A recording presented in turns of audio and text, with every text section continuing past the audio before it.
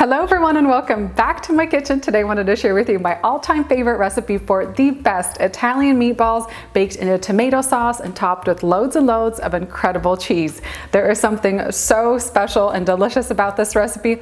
The texture, the flavor, the aroma, everything is spot on, and it's one of those recipes that I just keep going to again and again. These meatballs are great just as an appetizer on their own with some crispy crunchy bread, or you can use the meatballs with some spaghetti or pasta, or you can even make some meatball sandwiches with the recipe. We're going to get things started with that tomato marinara sauce with loads of garlic and fresh herbs, and then we'll make the meatballs with a combination of beef, pork, some Parmesan cheese, more fresh herbs. We'll bake the meatballs in that tomato sauce and then finish them off with some mozzarella and Parmesan before digging in to enjoy. The flavors here are phenomenal, and I guarantee you, you're going to love this incredible recipe. For the full list of ingredients and the printable instructions, don't forget to head on down into that video description box and over to my website. Meanwhile, let's get started on this incredible dish. For the marinara sauce, we're going to start with a couple tablespoons of butter. Melt that into a saute pan. Add in 1 large diced sweet onion. Saute the onion for about 4 to 6 minutes until it's nice and tender. Next, we'll add in 4 minced garlic cloves. Add in a couple tablespoons of fresh parsley, fresh chopped rosemary, thyme, oregano, some ground black pepper. I'm going to start with a teaspoon of sea salt and then add more as needed.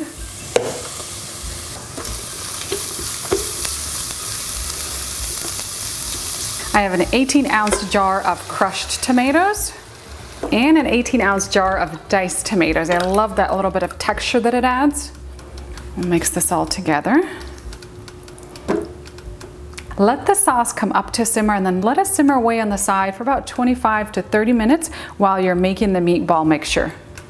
And I almost forgot to add in my fresh basil. I like to add a couple tablespoons of that.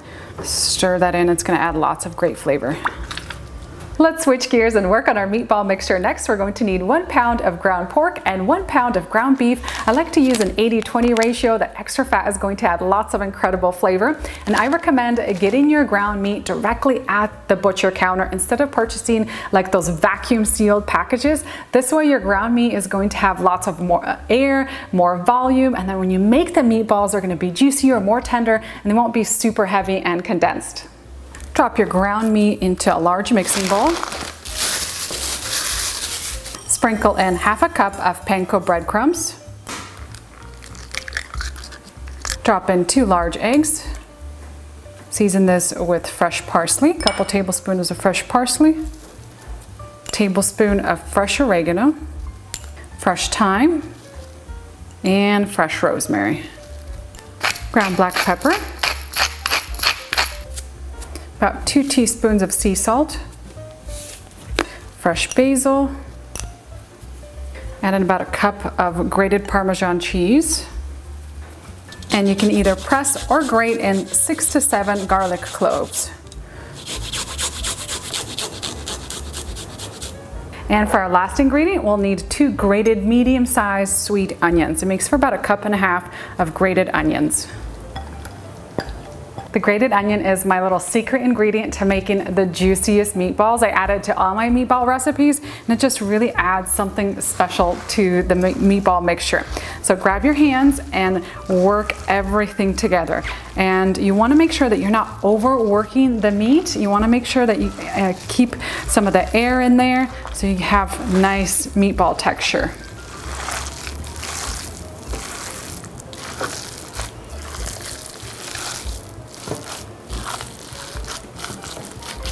I'm going to finish my tomato sauce with a cup of Parmesan cheese.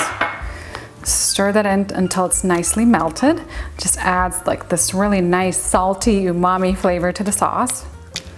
Pour in approximately 2/3 of the tomato sauce into the bottom of a casserole pan.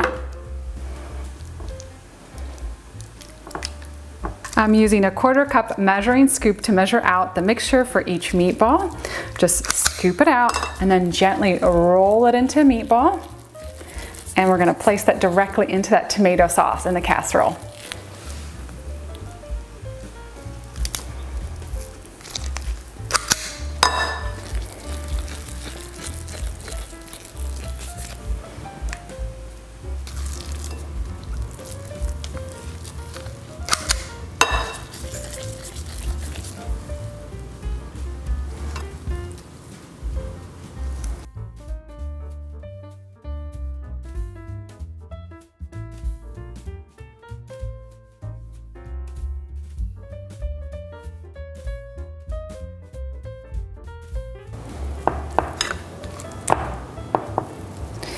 spoon the remaining tomato sauce over the top.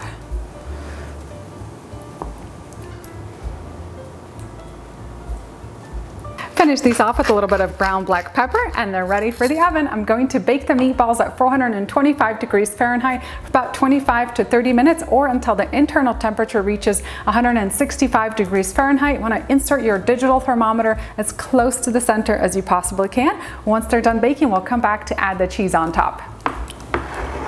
Once your meatballs are baked, you want to switch your oven setting from bake to broil and then sprinkle on some mozzarella cheese over the top. You can add as much or as little cheese as you'd like at this stage. We're also going to add some Parmesan cheese. And this is going back in the oven under the broiler for about 4 to 6 minutes until that cheese is melted and golden on the top.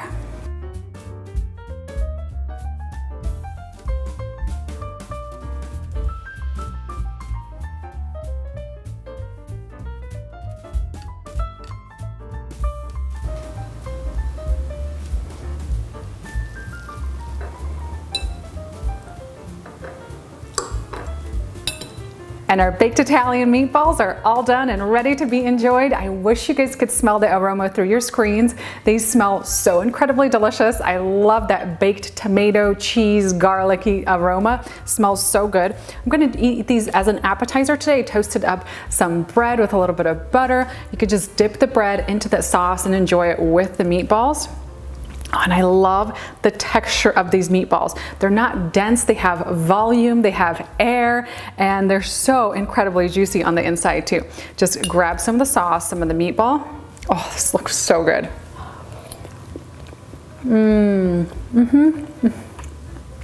These meatballs are just to die for. I love everything going on here. You have so much incredible flavor, that melted cheese on top, that savory tomato sauce, and all those incredible Italian herbs. You've got the thyme, the rosemary, the oregano, the basil, and just the texture, the flavor. Oh, this is so incredibly delicious. Get some of the incredible sauce with the bread.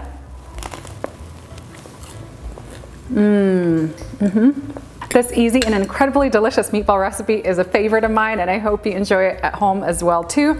You can enjoy it just like this, really simple, with a little bit of toasted bread as an appetizer, or pair it with some spaghetti to make some spaghetti and meatballs, or you can enjoy it on a little sandwich roll as a meatball sandwich. All those options are really great, and you're gonna love all the flavors here. Thank you so much for watching my latest episode, and I'll see you next time with a new recipe.